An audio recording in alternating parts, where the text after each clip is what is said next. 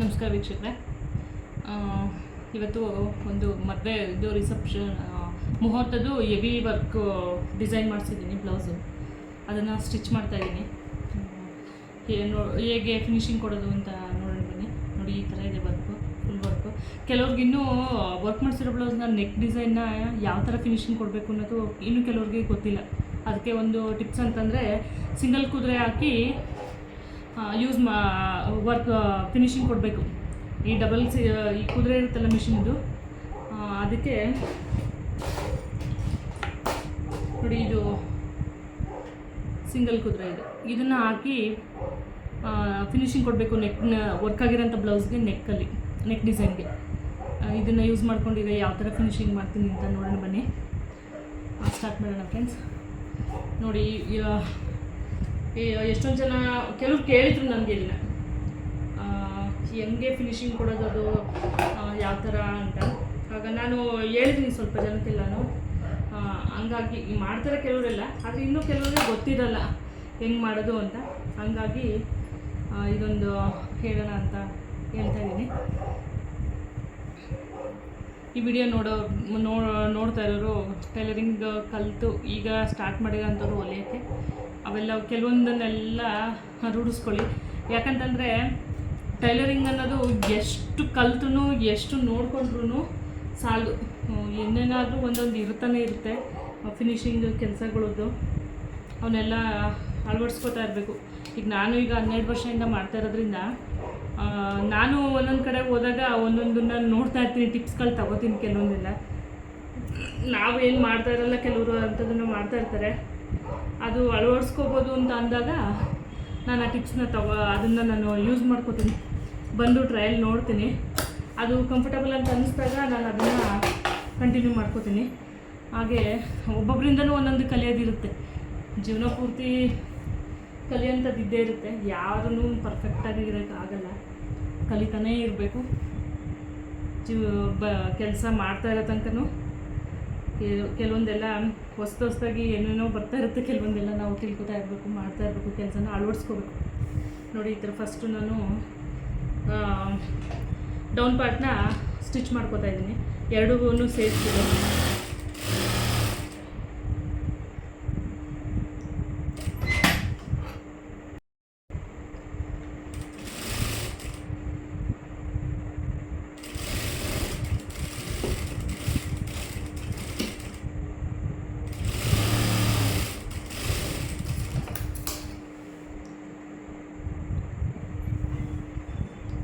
First ನಾನು down ಪಾರ್ಟ್ನ stitch ಮಾಡ್ಕೊಬಿಡ್ತೀನಿ.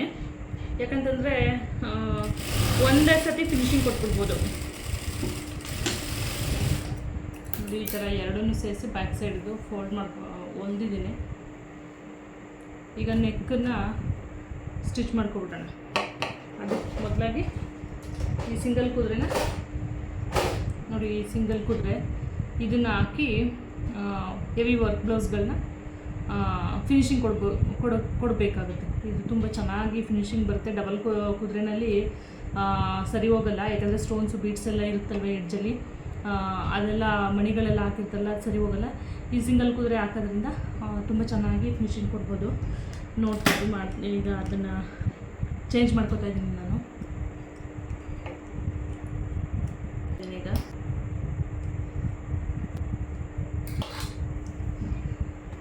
ಕರೆಕ್ಟಾಗಿ work ಬ್ಲೌಸ್ದು correct ನೆಕ್ಕೆಲ್ಲ set ಮಾಡಿಕೊಂಡು, ಸೇಫ್ಟಿ ಪಿನ್ಸು ಏನಾದ್ರೂ ಗುಂಡ್ಪಿನ್ ಏನಾದ್ರೂ ನೀಟಾಗಿ ಹಾಕ್ಕೊಂಡು, ಇದು ಈಗ ನೋಡಿ, ಇಲ್ಲಿಂದ ಸ್ಟಾರ್ಟ್ ಮಾಡ್ತಾಯಿದ್ದೀನಿ. ಈ ಕಡೆ ವರ್ಕ್ ಇದೆ, ಇಲ್ಲಿಂದ ಸ್ಟಾರ್ಟ್ ಮಾಡ್ತಾಯಿದ್ದೀನಿ ಇವಾಗ.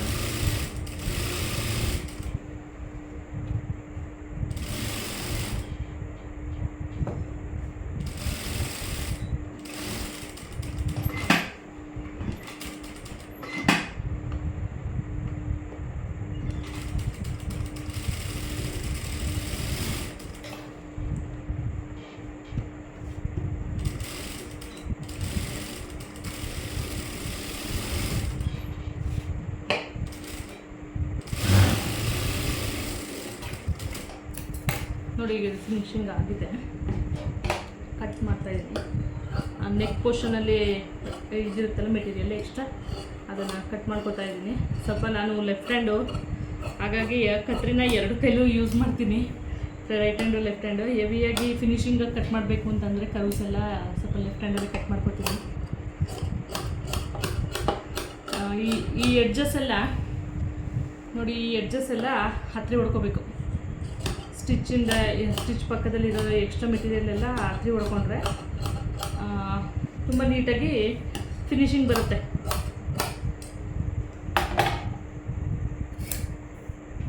ನಾನೇನು ಮಾಡ್ತೀನಿ ಅಂತಂದರೆ ನೋಡಿ, ಈಗ ಈ ಥರ ಸ್ಟಿಚ್ ಮಾಡಿಕೊಂಡು ಎರಡು ಕಡೆ ನೆಕ್ಕು ಮತ್ತು ಬ್ಯಾಕ್ ಸೈಡು ಡೌನ್ ಪಾರ್ಟ್ ಎರಡೂ ಅಟ್ಯಾಚ್ ಮಾಡ್ಕೊಂಡಿದ್ದೀನಿ, ಉಲ್ಟಾ ಮಾಡಿಕೊಂಡು.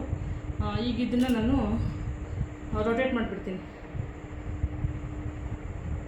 ಈ ಥರ ತೊಗೊಂಡು ಒಳಗಡೆ ಇರೋದನ್ನ ಹೊರಕ್ಕೆ ಮಡಿಸ್ಬಿಡ್ತೀನಿ. ಆಗ ನೀಟಾಗಿ ಫಿನಿಶಿಂಗು ಬಂದ್ಬಿಡುತ್ತೆ. ನೋಡಿ,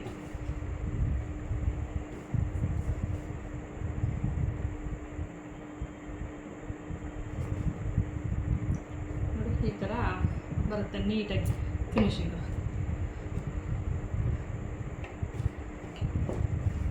ನೋಡಿ, ಫುಲ್ ಫಿನಿಶಿಂಗು ಎಷ್ಟು ನೀಟಾಗಿ ಬಂದಿದೆ ಅಂದರೆ ನೋಡಿ, ಚೆನ್ನಾಗಿ ಕೂತಿದೆ. ಇದನ್ನು ಮತ್ತೇನು ಏನು ಮಾಡೋಂಗೇ ಇಲ್ಲ.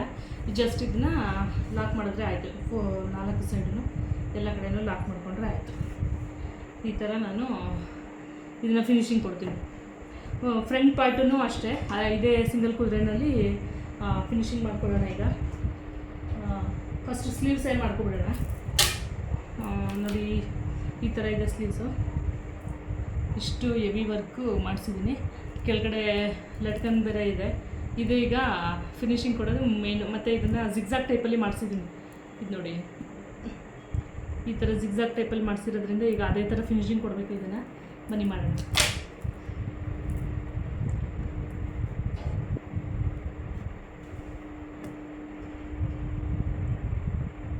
ಫಸ್ಟು ಯಾವಾಗಲೂ ಕರೆಕ್ಟಾಗಿ ಸೆಂಟ್ರ್ ಪಾಯಿಂಟ್ಗೆ ಚಟ್ಕ ಹೊಡ್ಕೋಬೇಕು.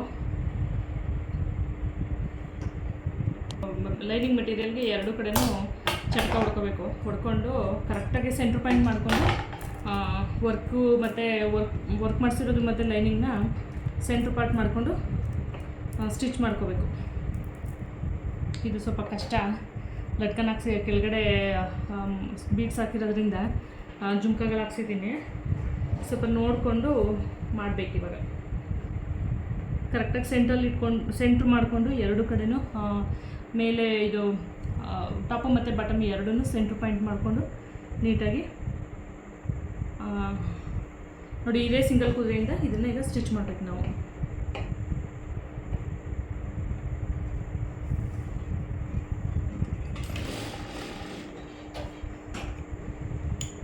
ಸಿಂಗಲ್ ಕುದುರೆ ಹಾಕೊಂಡಾಗ ಸ್ವಲ್ಪ ಬೇಗ ಥ್ರೆಡ್ ಬಿಚ್ಕೋತಾ ಇರುತ್ತೆ.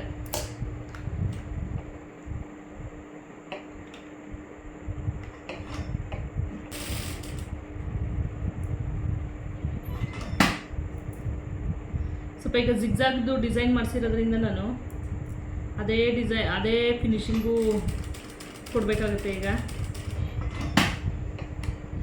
ಅದನ್ನು ಮಾಡ್ತಾಯಿದ್ದೀನಿ. ಸ್ವಲ್ಪ ತುಂಬ ಟೈಮ್ ಹಿಡಿಯುತ್ತೆ. ಇದೊಂದು ಸ್ವಲ್ಪ ಸಿಂಗಲ್ ಕುದುರೆನಲ್ಲಿ ಸಣ್ಣ ಕೆಲಸ, ಇದು ತುಂಬ ಟೈಮ್ ಹಿಡಿಯುತ್ತೆ ಫಿನಿಶಿಂಗ್ ಕೊಡೋ ತನಕ. ನೋಡ್ಕೊಂಡು ಮಾಡಬೇಕಷ್ಟೆ. ಇಲ್ಲಾಂದರೆ ಬೀಡ್ಸ್ ಏನಾದರೂ ಈ ಕಡೆ ಬಂದರೆ ಸೂಜಿಗೆ ಹೊಡೆದ್ಬಿಟ್ರೆ ಸೂಜಿ ಫಾಲ್ಟ್ ಆಗುತ್ತೆ. ಇಲ್ಲ ಒಂದೊಂದು ಟೈಮು ಮೆಷಿನು ಸ್ವಲ್ಪ ಹ್ಯಾಂಗ್ ಆದಂಗೆ ಆಗಿಬಿಡುತ್ತೆ. ಆಗ ಪ್ರಾಬ್ಲಮ್ಮೇ ಆಗಿಬಿಡುತ್ತೆ. ಈಗ ಇಂಥ ಟೈಮಲ್ಲಿ ತುಂಬ ಇಂಪಾರ್ಟೆಂಟು ಹುಷಾರಾಗಿ ನಾವು ಸ್ಟಿಚ್ ಮಾಡ್ಕೋಬೇಕು.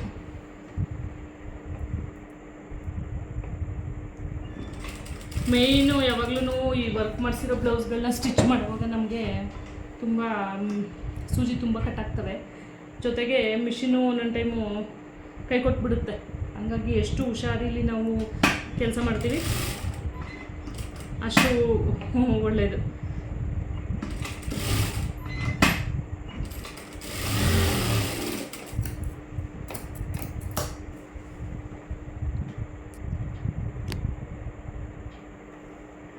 ನೋಡಿ, ಇವಾಗ ಜಿಗ್ಜಾಗ್ ಟೈಪಲ್ಲೇ ಸ್ಟಿಚ್ ಹಾಕ್ಕೊಂಡಿದ್ದೀನಿ.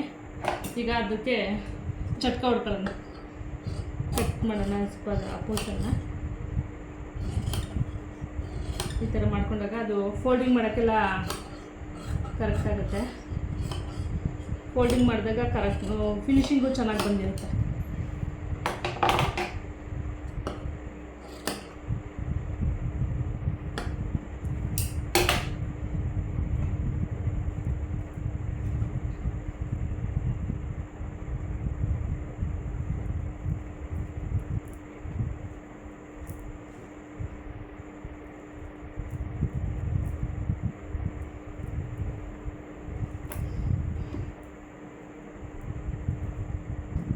ನೋಡಿ ಈ ಥರ ಫಿನಿಶಿಂಗು ಕೊಡಬೇಕು. ನೀಟಾಗಿ ಬಂದಿದೆ.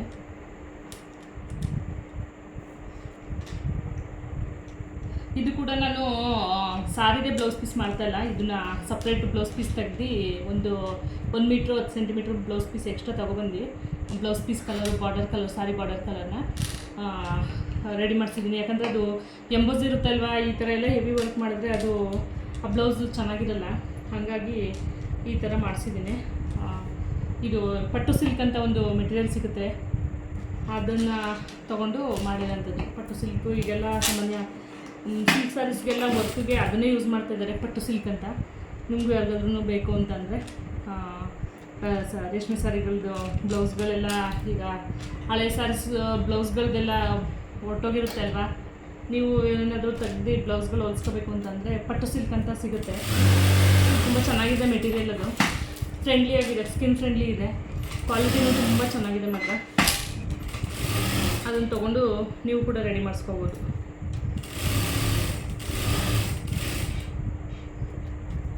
ತುಂಬ ಚೆನ್ನಾಗಿದೆ ಬಟ್ಟೆ.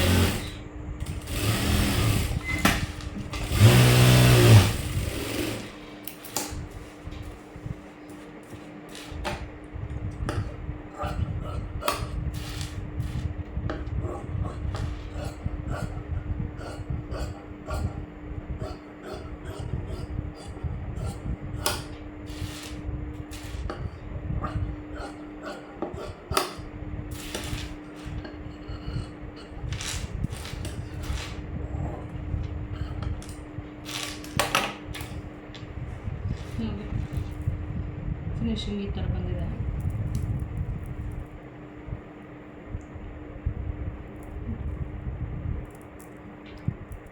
ನೀಟಾಗಿ ಕೂತಿದೆ. ಅವರು ಸ್ವಲ್ಪ ತುಂಬ ಸಣ್ಣ ಇದ್ದಾರೆ ನೋಡಿ, ಇಷ್ಟೇ ಸ್ಲೀವ್ಸು ಕರೆಕ್ಟಾಗಿ ಮಾಡಿಕೊಟ್ಟಿದ್ದಾರೆ ವರ್ಕು. ಇಲ್ಲಿ ಸ್ವಲ್ಪ ಇದನ್ನು ಶೇಪ್ ಆಮೇಲೆ ತೆಕ್ಕೋತೀನಿ.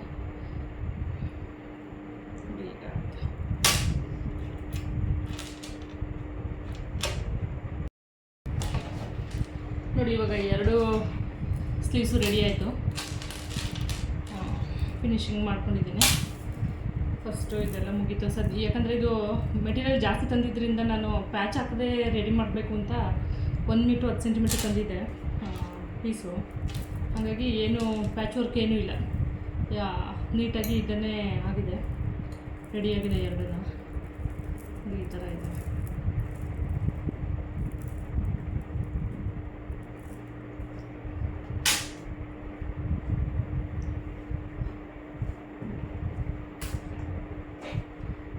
ಫ್ರಂಟ್ ಪೋರ್ಷನ್ನು ರೆಡಿ ಮಾಡೋಣ ಈಗ. ಫ್ರಂಟ್ ಪೋರ್ಷನ್ನ ನೋಡಿ ಈ ಥರ ವರ್ಕ್ ಮಾಡಿಸಿದ್ದೀನಿ ಈ ಶೇಪಲ್ಲಿ. ಚೆನ್ನಾಗಿ ಕಾಣಿಸುತ್ತೆ ಫ್ರಂಟಲ್ಲಿ ಅಂದ್ಬಿಟ್ಟು ನಾನು ಒಂದು ಕ್ಯಾಟ್ಲಾಗ್ದು ಡಿಸೈನ್ ಕೊಟ್ಟಿದ್ದೆ ಅವ್ರಿಗೆ.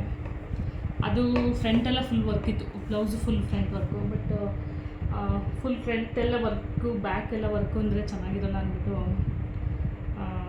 ಜಸ್ಟ್ ಬ್ಯಾಕ್ ಸೈಡ್ ಫುಲ್ಲು ಮತ್ತು ಸ್ಲೀವ್ಸು ಫುಲ್ಲು ಇದ್ದರೆ ಸಾಕು ಅಂತ ಹೇಳಿದ್ರು. ಅದಕ್ಕೆ ನಾನು ಅದಷ್ಟನ್ನೇ ಮಾಡಿಸಿದ್ದೀನಿ.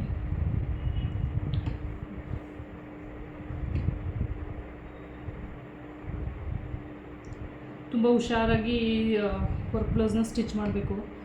ಒಂದು ಚೂರು ಯಾಮಾರಿದ್ರೂ ಹೋಯ್ತು ಬ್ಲೌಸ್ ಪೀಸು. ಸ್ವಲ್ಪ ಟೈಮ್ ಹಿಡಿಯುತ್ತೆ ವರ್ಕ್ ಬ್ಲೌಸ್ನ ರೆಡಿ ಮಾಡೋಕ್ಕೆ.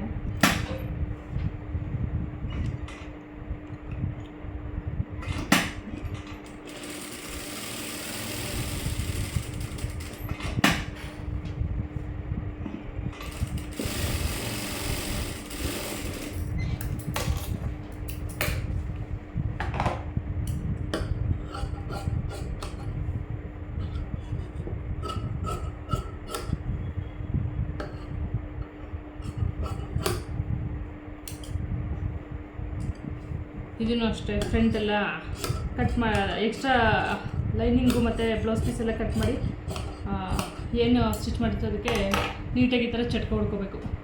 ಈ ಥರ ಚಟ್ಕ ಹೊಡ್ಕೊಂಡ್ರೆ ಎಲ್ಲ ಕಡೆನೂ ಫೋಲ್ಡ್ ಮಾಡಿದಾಗ ತುಂಬ ಫಿನಿಶಿಂಗ್ ಚೆನ್ನಾಗಿ ಬರುತ್ತೆ.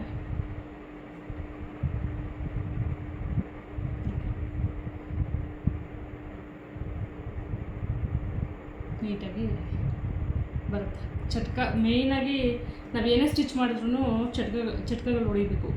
ಎಡ್ಜ್ಗಳಿಗೆ ಕರ್ವ್ಸ್ಗೆಲ್ಲ ಚಟ್ಕ ಒಳಗೆ ನೀಟಾಗಿ ಕುತ್ಕೊಳ್ಳುತ್ತೆ, ಫಿನಿಶಿಂಗ್ ನೀಟಾಗಿ ಕಾಣಿಸುತ್ತೆ.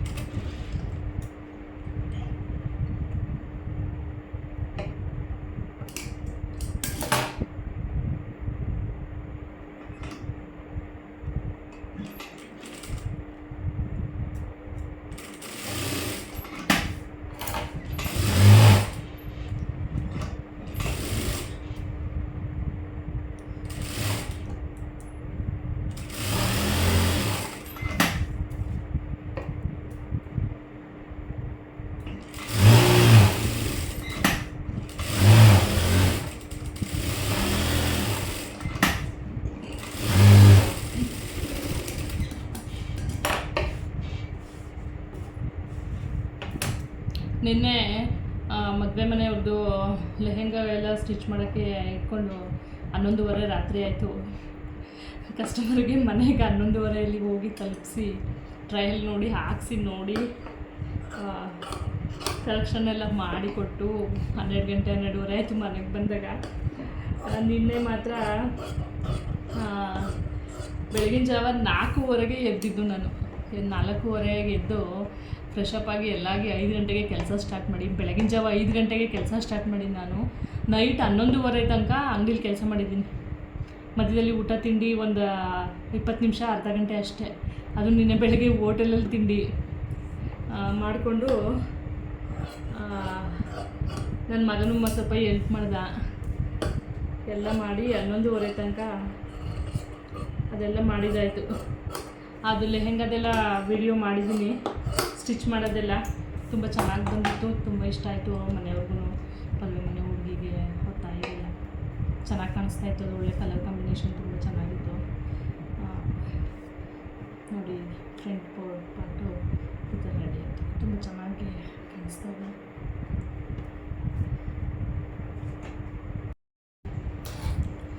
ನಿನ್ನೆ 6 ಬ್ಲೌಸು ಒಂದು ಲೆಹೆಂಗಾ ರೆಡಿ ಮಾಡಿದ್ದೀನಿ ಬೆಳಗ್ಗೆಯಿಂದ ರಾತ್ರಿ ತನಕ ಒಬ್ಳೇನೆ. ಅದರಲ್ಲೂ ಬಟನು ನಾನೇ ಹಾಕಿದ್ದೀನಿ, ಬ್ಲೌಸ್ಗಳು ಬಟನ್. ಯಾಕಂದರೆ ನನಗಿಲ್ಲಿ ಯಾರೂ ಬಟನ್ ಹಾಕ್ಕೊಡೋರು ಸಿಗ್ತಾಯಿಲ್ಲ ಮೀನ್ಸ್ ನಮ್ಮ ಮನೆ ಹತ್ರ ಕನ್ವೀನಿಯೆಂಟ್ ಇಲ್ಲ ಯಾರೂ. ಎಲ್ಲ ರಾಜ್ಕುಮಾರ್ ಅವ್ರ ಕಡೆಗೆ ಹೋಗಬೇಕು ಏನಕ್ಕೂ. ಹಂಗಾಗಿ ಬೆಳಗ್ಗೆ ಅದೇ 4:00 ಕೆಲಸ ಸ್ಟಾರ್ಟ್ ಮಾಡಿದ್ದೆ ಅಂತಂದಲ್ಲ, ಒಂದು 7 ಗಂಟೆವರೆಗೂ 5 ಬ್ಲೌಸು ಬಟನ್ ಹಾಕ್ಬಿಟ್ಟು ಮನೆ ಕೆಲಸ ಎಲ್ಲ 8 ಗಂಟೆ ತನಕ ಮುಗಿಸ್ಬಿಟ್ಟು ಆಲ್ರೆಡಿ ನೈಟೇ ಕಟ್ ಮಾಡಿಟ್ಬಿಟ್ಟಿದೆ ಬ್ಲೌಸ್ಗಳನ್ನ. ಹಂಗಾಗಿ ನಿನ್ನೆ 5 ಬ್ಲೌಸು ಸ್ಟಿಚ್ ಮಾಡಿ ಒಂದು ಲೆಹೆಂಗಾ ಸೆಟ್ ಫುಲ್ಲು ಸ್ಟಿಚ್ ಮಾಡೋಕ್ಕೆ ನನಗೆ ಆಯಿತು. ಅಂದರೆ ನನ್ನ ಮಗ ಸ್ವಲ್ಪ ಸಪೋರ್ಟ್ ಮಾಡ್ದೆ ಎಲ್ಲ ರೀತಿಯಲ್ಲೂ. ವೀಡಿಯೋ ಮಾಡಿಕೊಡೋದ್ರಿಂದ ಹಿಡಿದು ಲೈನಿಂಗ್ ಎಕ್ಸ್ಟ್ರಾ ಲೈನಿಂಗ್ ಎಲ್ಲ ಟ್ರಿಮ್ ಮಾಡಿಕೊಟ್ಟು ಮಾಡಿದ್ರಿಂದ ಸ್ವಲ್ಪ ಬೇಗ ಕೆಲಸ ಆಯಿತು. ಅದಕ್ಕೆ ಹೇಳೋದು ಮನಸ್ಸಿದ್ದರೆ ಮಾರ್ಗ ಅಂತ ಹೇಳ್ತಾರಲ್ಲ, ಅದು ಕೆಲಸ ಮಾಡಲೇಬೇಕು ಅನ್ನೋ ಒಂದು ಮನಸ್ಸಲ್ಲಿ ಬಂದರೆ ಮಾಡೇ ತೀರ್ತೀವಿ ಅಂತೀವಲ್ಲ, ಆ ಥರ ಇದೆ.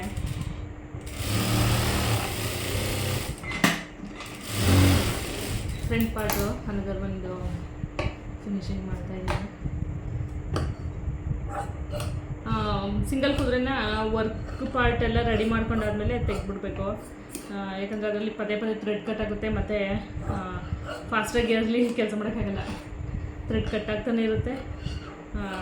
ಸ್ವಲ್ಪ ಫಿನಿಶಿಂಗು ಸುಕ್ ಥರ ಬರುತ್ತೆ ಸ್ಟಿಚಸ್. ವರ್ಕ್ ಪಾರ್ಟ್ ಎಲ್ಲ ಮುಗಿದ ತಕ್ಷಣ ಡಬಲ್ ಕುದುರೆ ಹಾಕೋಬೇಕು. ನೋಡಿ ಫ್ರೆಂಡು ಅದು ಇದನ್ನು ಇದೇ ಥರ ಮಾಡಿದ್ದೀನಿ.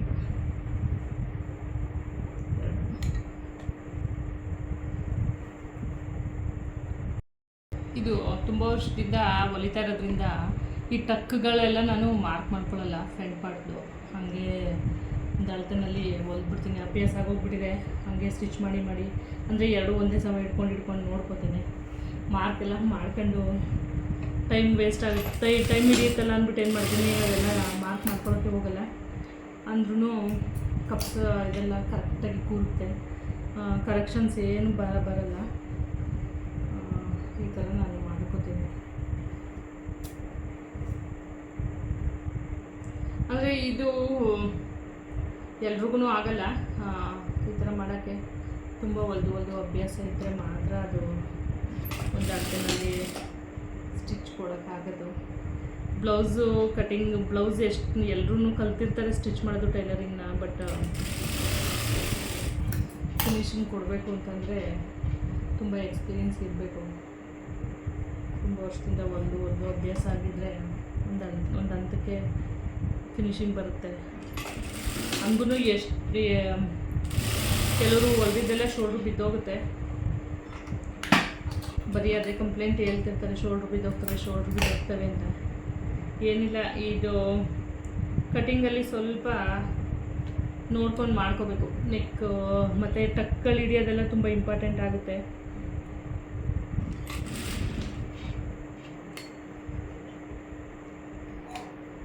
ಮತ್ತು ಶೋಲ್ಡ್ರು ಬಿಡ್ತು ನೆಕ್ ಎಷ್ಟಿರುತ್ತೆ ಅದನ್ನು ನೋಡಿಕೊಂಡು ನಾವು ಶೋಲ್ಡ್ರು ಬಿಡ್ತು ತೊಗೋಬೇಕಾಗುತ್ತೆ. ಸೊ ಅದರಿಂದನೂ ಶೋಲ್ಡ್ರು ಡ್ರಾಪ್ ಆಗ್ತಾ ಇರುತ್ತೆ. ಡೀಪ್ ನೆಕ್ ಇರೋರಿಗೆಲ್ಲ 5.5 ಶೋಲ್ಡ್ರ್ ಇಟ್ಕೊಂಡ್ರೆ ಸಾಕು. ಶಾರ್ಟ್ ನೆಕ್ ಇರೋರಿಗೆ 6 ಬೇಕೇ ಬೇಕು. ಇನ್ನು ಕಂಕ್ಲು ಸೈಜೂ ಅಷ್ಟೇ, ತುಂಬ ಸಣ್ಣ ಇರೋರಿಗೆ 5.5 ಇಟ್ಕೋಬೇಕು. ದಪ್ಪ ಇರೋರಿಗೆಲ್ಲ 6.5 ಇಟ್ರೂ ನಡೆಯುತ್ತೆ. ಕಂಕ್ಲು ಸೈಜು ಸುತ್ತಳ್ತದೆ, ಅಷ್ಟು ಮಾಡಿಕೊಂಡು ಹೊಲ್ದ್ರೂ ನೀಟಾಗಿ ಬರುತ್ತೆ. ಎಷ್ಟೋ ಜನ ಬಾಡಿ ಮೆಜರ್ಮೆಂಟ್ ತೊಗೊಂಡು ಸ್ಟಿಚ್ ಮಾಡಿಕೊಡಿ ಅಂತಲೇ ಬರ್ತಾರೆ ತುಂಬ. ಆಮೇಲೆ ಈ ಹೊಸ್ದಾಗಿ ಮದುವೆ ಫಿಕ್ಸ್ ಆಗಿರೋ ಹುಡುಗಿರಂತೂ ತುಂಬ ಜನಕ್ಕೆ, ಎಷ್ಟೊಂದು ಜನಕ್ಕೆಲ್ಲ ಹೊಲ್ಕೊಟ್ಟಿದ್ದೀನಿ. ಬಾಡಿ ಮೆಜರ್ಮೆಂಟ್ ತೊಗೊಂಡೇ ಬಟ್ಟೆಗಳು ತುಂಬ ಸ್ಟಿಚ್ ಮಾಡಿಕೊಟ್ಟಿದ್ದೀನಿ. ಮೇಯ್ನಾಗಿ ಏನಂತಂದರೆ ಲೇಡೀಸ್ ಅನ್ನೋ ಒಂದು ಇಂಟೆನ್ಷನಲ್ಲಿ ಬರ್ತಾರೆ, ನೀಟಾಗಿ ಬಾಡಿ ಮೆಜರ್ಮೆಂಟ್ ತೊಗೊಂಡು ಮಾಡಿಕೊಡ್ತಾರೆ ಅಂದ್ಬಿಟ್ಟು. ಮತ್ತು ಏನಾದರೂ ಕರೆಕ್ಷನ್ಸ್ ಇದ್ದರೆ ಹೇಳೋಕ್ಕೂ ಅನುಕೂಲ ಆಗುತ್ತೆ ಅಂದ್ಬಿಟ್ಟು ಕೆಲವರು ಬರ್ತಾರೆ. ಆಮೇಲೆ ಇನ್ನೂ ಕೆಲವರು ಏನು ಮಾಡ್ತಾರೆ ಅಂದರೆ ಬಾಡಿ ಮೆಜರ್ಮೆಂಟ್ ತಗೊಂಡು ಹೊಲಿಸ್ಕೊತಾರೆ. ನೀಟಾಗಿ ಹೊಲಿಸ್ಕೊಂಡು ಬೇರೆ ಕಡೆ ಅದೇ ಬ್ಲೌಸ್ ಕೊಟ್ಟು ಅದೇ ಅಳತೆಗೆ ಬೇರೆ ಕಡೆ ಎಲ್ಲ ಹೊಲಿಸ್ಕೊತಾರೆ. ಹಂಗೂ ಮಾಡ್ತಾರೆ ಎಷ್ಟೋ ಜನ. ನನಗೆ ಅದು ಎಕ್ಸ್ಪೀರಿಯೆನ್ಸ್ ಆಗಿದೆ. ತಲೆ ಕೆಡಿಸ್ಕೊಳ್ಳಲ್ಲ, ಏನು ಮಾಡೋಕ್ಕಾಗಲ್ಲ, ಜನ ಒಂದೇ ಥರ ಇರೋಲ್ವಲ್ಲ. ಚೆನ್ನಾಗಿ ಹೊಲಿಸ್ಕೊಂಡು ಹೊರ್ಟೋಗ್ತಾರೆ. ಆಮೇಲೆ ನಾನೇನು ಕೇಳೋಕ್ಕೋಗಲ್ಲ, ನೆಕ್ಸ್ಟ್ ವರ್ಷ ಸಿಕ್ಕೋಗ್ಲೂ ನಾನೇನು ಕೇಳಲ್ಲ ಯಾಕೆ ಬರಲಿಲ್ಲ ಏನು ಎತ್ತ ಅಂತ. ಅವರು ಏನೂ ಮಾತಾಡೋದಿಲ್ಲ, ನನಗೆ ಅಲ್ಲೇ ಗೊತ್ತಾಗಿರುತ್ತೆ. ಸುಮ್ಮನೆ ಮಾಡ್ಕೊತೀನಿ.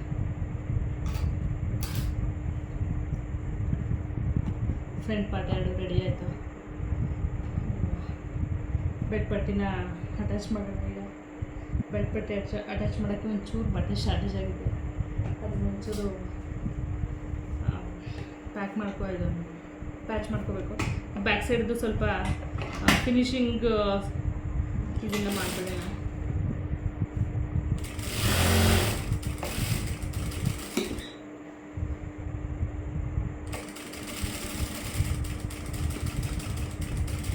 ತುಂಬ ಕಷ್ಟ ಮಾತ್ರ ಹೆವಿ ವರ್ಕ್ ಬ್ಲೌಸು ಹೊಲಿಯೋದು. ಸ್ಟೋನ್ಸ್ ಎಲ್ಲ ಸಿಕ್ಕಾಕೊಳ್ಳುತ್ತೆ, ಡ್ಯಾಮೇಜ್ ಆಗ್ತವೆ. ತುಂಬ ಕೆಲಸ ಸಖತ್ ಟೈಮ್ ಹಿಡಿಯುತ್ತೆ ಮಾತ್ರ ಇದನ್ನು ವರ್ಕ್ ಮಾಡೋಕ್ಕೆ.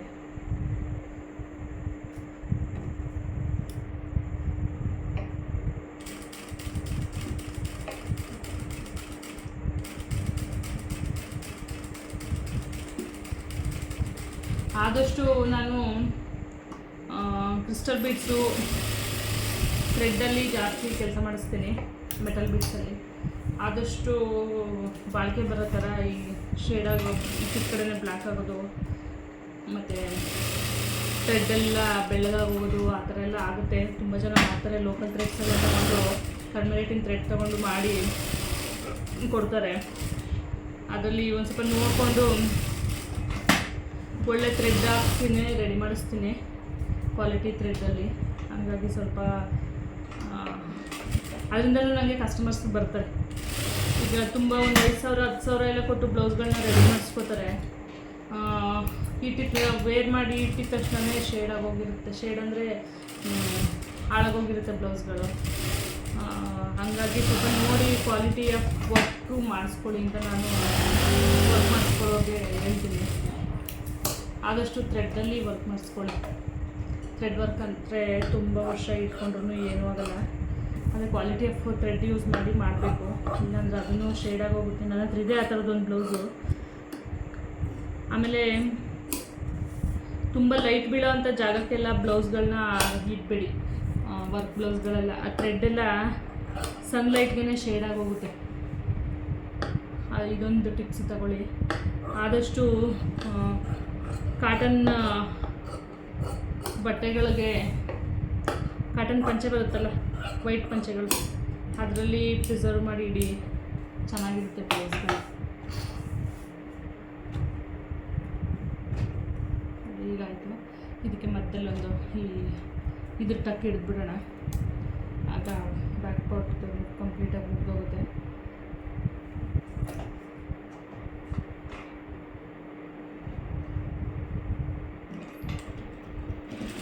ವರ್ಕ್ ಬ್ಲೌಸ್ ಎಲ್ಲ ಅರ್ಜೆಂಟಲ್ಲಿ ಹೊಲಿಯೋಕ್ಕಾಗಲ್ಲ, ಫಾಸ್ಟಾಗೆಲ್ಲ ನೋಡ್ಕೊಂಡು ಎಲ್ಲಿ ಸ್ಟೋನ್ಸ್ ಬರುತ್ತೆ, ಎಲ್ಲಿ ಮಣಿಗಳಿರುತ್ತೆ, ಅದನ್ನೆಲ್ಲ ನೋಡಿ ನಿಧಾನಕ್ಕೆ ಹೊಲಿಗೆ ಬಿಟ್ಕೋಬೇಕು.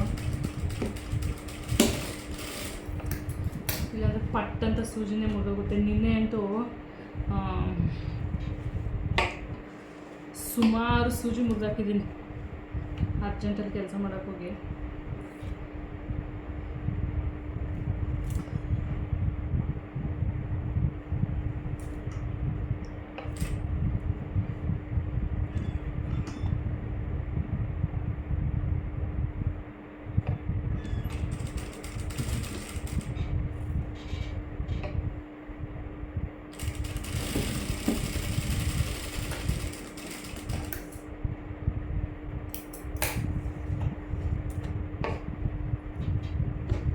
ನೋಡಿ ಫುಲ್ ರೆಡಿ ಆಯಿತು. ಬ್ಯಾಕ್ ಪಾರ್ಟ್ ಕಂಪ್ಲೀಟ್ ಆಯಿತು, ಚೆನ್ನಾಗಿ ಬಂದಿದೆ ಫುಲ್ ಎಲ್ಲ ರೆಡಿ ಆಯಿತು. ಬ್ಯಾಕ್ ಪಾರ್ಟ್ ಒಂದು ರೆಡಿ ಮಾಡ್ಕೊಳ್ಳಿ. ಬ್ಲೌಸು ಆದಂಗೆ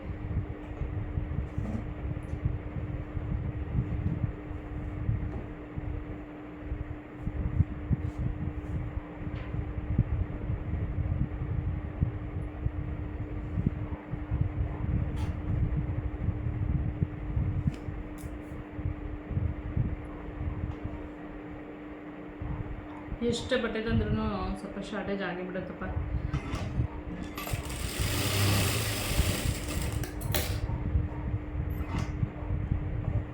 ಇವತ್ತು ಮೈಸೂರಲ್ಲಿ ಮಳೆ ಬಂದುಬಿಡ್ತು ನಮ್ಮ ಮನೆ ಕಡೆ ಸಂಜೆ. ಸ್ವಲ್ಪ ಪರವಾಗಿಲ್ಲ, ನಾನು ಎಲ್ಲಿಗೋ ಹೋಗಿದ್ದೆ ರಾಜ್ಕುಮಾರ್ ರೋಡ್ ಕಡೆ, ಅಂದ್ಕೊಂಡೇ ಬಂದೆ ಮನೆಗೆ. ಅಂತೂ ಇಂತೂ ಸ್ವಲ್ಪ ಮಳೆ ಬಂತು, ತಂಪು ತಣ್ಣಗಾಗೋಯ್ತು, ಚಳಿ ಆಗೋಯ್ತು. ಮೇಯ್ನಾಗಿ ಒಂದು ಸ್ವಲ್ಪ ಮಳೆಯಲ್ಲಿ ನೆಂದಿದ್ದಕ್ಕೆ ವೆದರು ಕೋಲ್ಡ್ ಆಗೋಯ್ತು. ಆಗಲೇ ಒಂದು ಸ್ವಲ್ಪ ಮಳೆಗೆ ಆದ್ರೂ ಸೆಕೆ ಇದೆ ಮನೆ ಒಳಗಡೆ, ಇನ್ನೂ ಟೆಂಪ್ರೇಚರು ಕಮ್ಮಿ ಆಗಿಲ್ಲ. ಬರಬೇಕು ಚೆನ್ನಾಗಿ ಮಳೆ. ಯಾರೆಲ್ಲ ವಿಡಿಯೋ ನೋಡ್ತಾ ಇದ್ದೀರಾ ಶೇರ್ ಮಾಡಿ, ಸಪೋರ್ಟ್ ಮಾಡಿ, ಸಬ್ಸ್ಕ್ರೈಬ್ ಮಾಡಿ. ತೋರಿಸ್ತೀನಿ ಇದನ್ನು ಫಿನಿಶಿಂಗ್ ಮಾಡಿ ಬ್ಲೌಸು ಎಷ್ಟು ನೀಟಾಗಿ ಬರುತ್ತೆ ಅಂತ.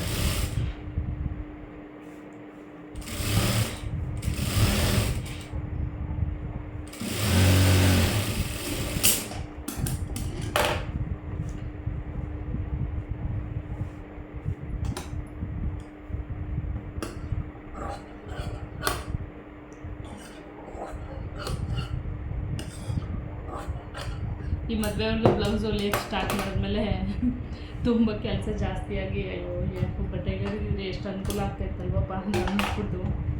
ಅಂದರೆ ರೆಗ್ಯುಲರಾಗಿ ಅಷ್ಟು ಬಟ್ಟೆ ಬಂದುಬಿಟ್ರೆ ನಾನು ಒಬ್ಬರಿಲ್ಲ ಇಬ್ಬರು ಟೈಲರ್ನ ಮೇಂಟೈನ್ ಮಾಡ್ಕೋಬೋದು ಇಟ್ಕೊಂಡು. ಸ್ವಲ್ಪ ನನಗೆ ಸೀಸನ್ ವೈಸು ಬಟ್ಟೆ ಬರುತ್ತೆ, ಹಾಗಾಗಿ ನಾನು ಈಗ ಟೈಲರ್ಗಳು ಈ ಒಬ್ರು ಇಬ್ಬರನ್ನ ಇರಿಸ್ಕೊಂಡ್ರೆ ಅವ್ರಿಗೆ ಡೈಲಿ ಮಿನಿಮಮ್ ಅಂದರೆ 6 ಬ್ಲೌಸ್ ಕೊಡಬೇಕು ಒಬ್ರಿಗೆ. 6 ಬ್ಲೌಸ್ ಕೊಟ್ಟರೆ ಅವರು ರೆಗ್ಯುಲರಾಗಿ ಹೊಲಿತಾರೆ, ಇಲ್ಲಾಂದರೆ ಬರೋದಿಲ್ಲ. ಒಂದು ಬಟ್ಟೆ ಇದ್ದಾಗ ಮಾತ್ರ ಕರಿತೀರ ಮೇಡಮ್, ನೀವು ಬರೋದಿಲ್ಲ ನಾವು ಅಂತಾರೆ, ಆ ಥರ ಮಾಡ್ತಾರೆ. ಹಿಂಗೆ ಸಮಸ್ಯೆ. ಇನ್ನು ಕೆಲವರು ಟೈಲರಿಂಗ್ ಕ್ಲಾಸ್ ಹೇಳ್ಕೊಡಿ ಅಂತ ಬರ್ತಾರೆ, ಬರುತ್ತೆ ಹೊಲಿತೀನಿ ಅಂತ ಬರ್ತಾರೆ. ಬಟ್ ಕೂರ್ಸ್ಕೊಂಡು ಹೇಳ್ಕೊಟ್ಟು ಹೊಲಿಸೋವಷ್ಟು ನನಗೆ ಕೂರ್ಸೋದಿಲ್ಲ, ಟೈಮ್ ಇಲ್ಲ. ಮನೆ ಕೆಲಸ ಮುಗಿಸ್ಕೊಂಡು ಅಂಗಡಿ ಕೆಲಸ ಮಾಡ್ಕೊಳ್ಳೋದ್ರಿಂದ ಅವ್ರಿಗೆ ಹೇಳ್ಕೊಟ್ಟು ಹೊಲಿಸೋತಂಕ ನಾನೇ ಒಂದು ದಿನಕ್ಕೆ 3-4 ನಾನೇ ಕಟ್ ಮಾಡಿ ಇಟ್ಕೊಬಿಟ್ರೆ ನಾನೇ ಹೊಲ್ಕೊಬಿಡ್ತೀನಿ. ಅವ್ರಿಗೆಲ್ಲ ಹೇಳ್ಕೊಟ್ಟು ಕೆಲಸ ಮಾಡ್ಸೋಕ್ಕಿಂತ ಅದಕ್ಕೆ ಟ್ರೈನ್ ಕೊಡಬೇಕಾಗುತ್ತೆ. ನಾನು ಇಸ್ಕೊಂಡು ಕೇಳ್ಕೊಂಡು ಬಂದಿದ್ರು ಇಲ್ಲಿ ಸುಮಾರು ಜನ, ಟೈಲರಿಂಗ್ ಬರುತ್ತೆ, ಹೊಲಿತೀವಿ, ಬರ್ತೀವಿ ಕೆಲಸಕ್ಕೆ ಅಂತ.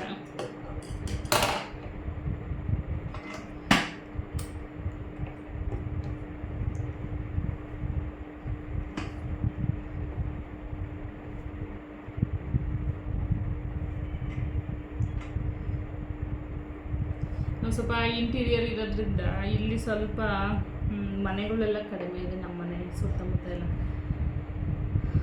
ಹಂಗಾಗಿ ಸ್ವಲ್ಪ ಈಗ ಪ್ರೆಸೆಂಟ್ಗೆ ಬಿಸ್ನೆಸ್ ಏರಿಯಾ ಅಲ್ಲ ಇದು. ನಾನು ಮನೆ ಹತ್ರನೇ ಅಂಗಡಿ ಇರೋದ್ರಿಂದ ಬಾಡಿಗೆ ಕಟ್ಟಂಗಿಲ್ವಲ್ಲ, ಎಲ್ಲೂ ಓಡಾಡೋಂಗಿಲ್ಲ ಜಾಸ್ತಿ. ಆದಷ್ಟು ಎಷ್ಟಾಗುತ್ತೆ ಅಷ್ಟು ಕೆಲಸ ಮಾಡ್ಕೋಬೋದು ಅಂದ್ಬಿಟ್ಟು ಇಲ್ಲೇ ಮಾಡ್ತಾಯಿದ್ದೀನಿ. ಸಾಕು, ನನಗೆ ಎಷ್ಟು ಬೇಕೋ ಅಷ್ಟು ಬೇಕಾದಷ್ಟು ಬರ್ತಾಯಿದೆ. 10 ವರ್ಷ ಅಂಗಡಿ ಬಾಡಿಗೆ ಕಟ್ಟಿ ಸಾಕಾಗೋಗಿದ್ದೀನಿ. Business ಆಯಿತೋ ಬಿಡ್ತೋ secondary. ಬಾಡಿಗೆಯವ್ರಂತೂ ತಿಂಗಳ 5ನೇ ತಾರೀಕು ರೆಡಿ ಇರೋರು, ಕಟ್ಬಿಡ್ಬೇಕು ಬಾಡಿಗೆನ. ಹಾಗಾಗಿ ಸದ್ಯಕ್ಕೆ ನಾನು ಒಬ್ಬಳೇ ಮಾಡ್ತಾಯಿದ್ದೀನಿ.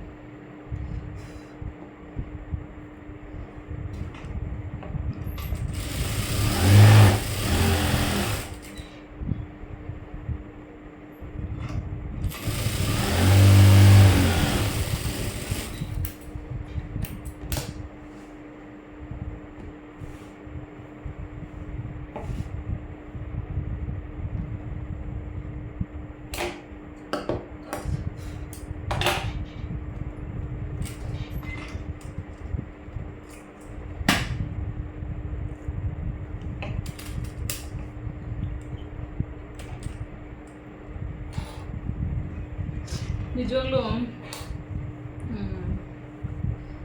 ಹೆಣ್ಮಕ್ಳುಗಳು ಟೈಲರಿಂಗ್ ಕಲಿತು ಒಂದು ಮಿಷಿನ್ ಅಂತ ಮನೇಲಿ ಇಟ್ಕೊಂಡ್ರೆ ನಿಜವಾಗ್ಲೂ ಎಷ್ಟು ಉಪಯೋಗ ಇದೆ ಅಂತಂದರೆ, ಡೈಲಿ 2 ಸೀರೆ ಫಾಲ್ ಹಾಕ್ಕೊಟ್ರು, ಒಂದು ಸೀರೆ ಫಾಲ್ ಹಾಕೋಕ್ಕೆ 100 ರೂಪಾಯಿ ತಗೋತೀನಿ. ಬೇರೆ ಕಡೆ ಎಲ್ಲ ಬೇರೆಯವರೆಲ್ಲ ಇನ್ನೂ 120-150 ರೂಪಾಯಿದಂಗೂ ತಗೋತಾರಂತೆ. ಬಟ್ ನಾವು 100 ರೂಪಾಯಿ ತಗೋತಾ ಇದ್ದೀನಿ.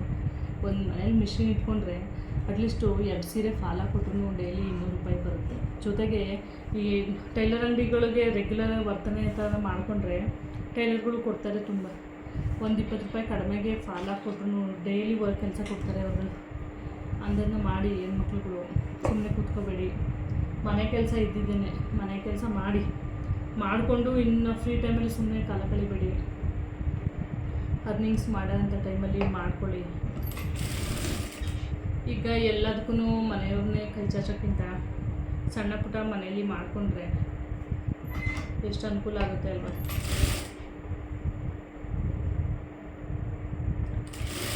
ನಾವು ಯಾವಾಗಲೂ ಹೆಣ್ಮಕ್ಳುಗಳು ಸ್ವಾವಲಂಬಿಯಾಗಿ ಬದುಕಬೇಕು. ಹಂಗಿದ್ರೆ ಬೆಲೆ ಇದ್ದರೆ ನೋಡ್ಕೋತಾರೆ ಎಲ್ಲರ ಮನೆಯಲ್ಲಿ. ಕೆಲವರು ಗಂಡಸರುಗಳು ತುಂಬ ಚೆನ್ನಾಗಿ ನೋಡ್ಕೋತಾರೆ ಹೆಣ್ಮಕ್ಳನ್ನ. ಕೆಲವರು ಇರ್ತಾರೆ ಅಲ್ವಾ, ಸ್ವಲ್ಪ ಕಿರಿಕಿರಿ ಮನೇಲಿ ನೋಡ್ಕೊಳ್ದೇ ಇರೋದು, ಬೇರೆ ಥರ ಆ್ಯಕ್ಟಿವಿಟೀಸ್ಗಳಿಗೆ ಕೆಲವರು ಇಳಿದ್ಬಿಡ್ತಾರೆ ದುಡ್ಡುಗೋಸ್ಕರನೇ. ಅಂಥದ್ದೆಲ್ಲ ಕಣ್ಣಿಂದ ನೋಡಿದ್ದೀನಿ ತುಂಬ ನಾನು.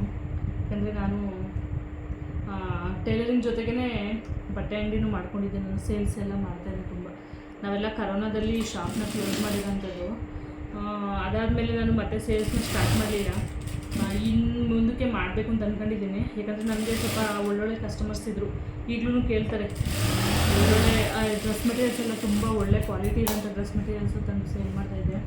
ಸ್ಟಿಚ್ಗೂ ನನಗೆ ಬರ್ತಾಯಿತ್ತು, ಹಂಗಾಗಿ ನಾನು ತರ್ತಾಯಿದ್ದೆ. ಮತ್ತು ಒಳ್ಳೊಳ್ಳೆ ಸ್ಯಾರಿಗಳೆಲ್ಲ ಕಲೆಕ್ಷನ್ಸ್ ಎಲ್ಲ ತಂದು ಸೇಲ್ ಮಾಡ್ತಾಯಿದ್ದೆ.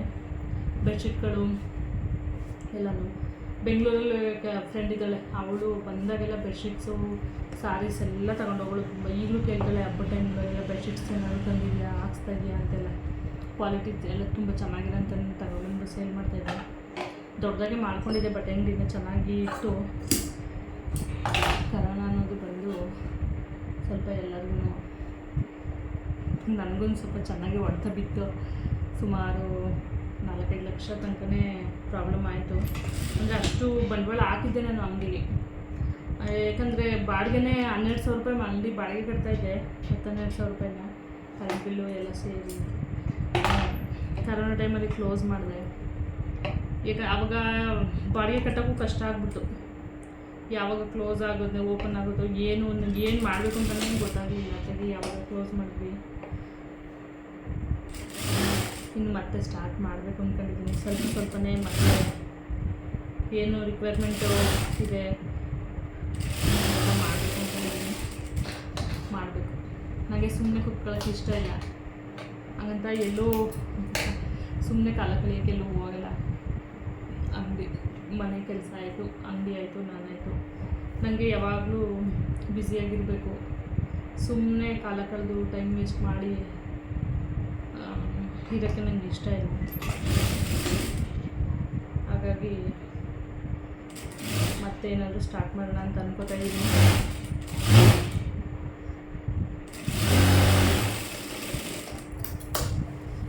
ಸ್ವಲ್ಪ ಆನ್ಲೈನಲ್ಲೆಲ್ಲ ಬಟ್ಟೆಗಳೆಲ್ಲ ಸೇಲ್ಸ್ ಮಾಡೋಕ್ಕೆ ಸ್ಟಾರ್ಟ್ ಮಾಡೋಣ ಅಂದ್ಕೊಂಡಿದ್ದೀನಿ. ನೋಡೋಣ, ನಿಮ್ಮ ಸಪೋರ್ಟ್ ಇದ್ದರೆ ಖಂಡಿತ ಮಾಡ್ತೀನಿ. ಮತ್ತು ರೆಸ್ಪಾನ್ಸು ತುಂಬ ಚೆನ್ನಾಗಿತ್ತು. ಬಟ್ಟೆ ಸೇಲ್ಸ್ ಮಾಡ್ತಿದ್ದಾಗ ಬರೋರು ಒಳ್ಳೆ ಕ್ವಾಲಿಟಿ ಬಟ್ಟೆಗಳಿರುತ್ತೆ ಅಂತ ತಗೊಳ್ಳೋರು. ಮತ್ತೆ ಮಾಡಬೇಕು ಈಗ.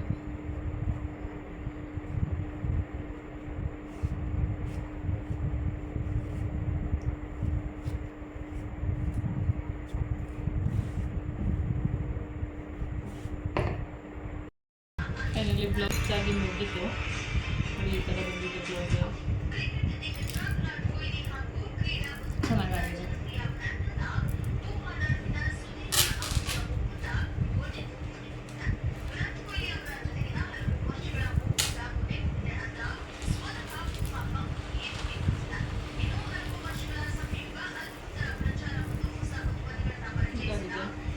ಚೆನ್ನಾಗಿ ಬಂದಿದೆ.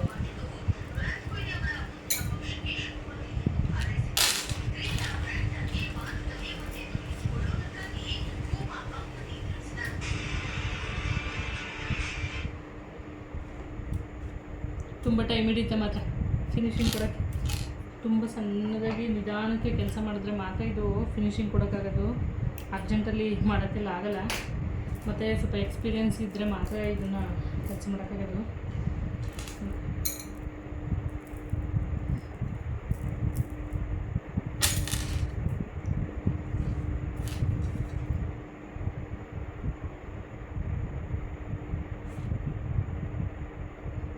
ನಿಮಗೂ ಯಾರಿಗಾದ್ರೂ ಈ ಥರ ವರ್ಕ್ ಬ್ಲೌಸಸ್ಸು ಬೇಕು ಅಂತಂದರೆ ದಯವಿಟ್ಟು ಕಾಂಟ್ಯಾಕ್ಟ್ ಮಾಡಿ. ನನ್ನ ನಂಬರ್ ಬಂದು 9740292908.